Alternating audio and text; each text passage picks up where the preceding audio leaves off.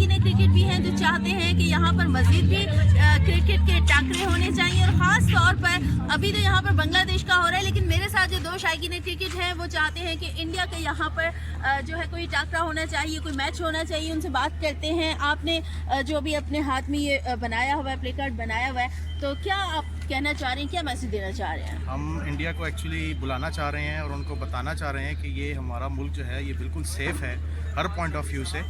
उनकी कबड्डी की टीम तो आ गई है, लेकिन वी होप कि इंशाल्लाह फ्यूचर में इंडिया भी आएगा, यहाँ पे क्रिकेट के मैचेस होंगे, हम प्रमोट करेंगे, दोनों टीम्स को सपोर्ट करेंगे, और आज भी हम इंशाल्लाह दोनों टीम्स को सपोर्ट करेंगे यहाँ पे और बहुत एंजॉय करेंगे। अच्छा, इतने क्लैशेस चल रहे हैं इंडिया के साथ हमारे, फिर भी आपने ये प्ले कार्ड भी हाथ में उठाया है और आप उन्हें बुलाना चाहते हैं कि यहाँ पर आएँ और खेलें। क्या वजह क्या है, क्यों इतनी बेताबी क्यों है?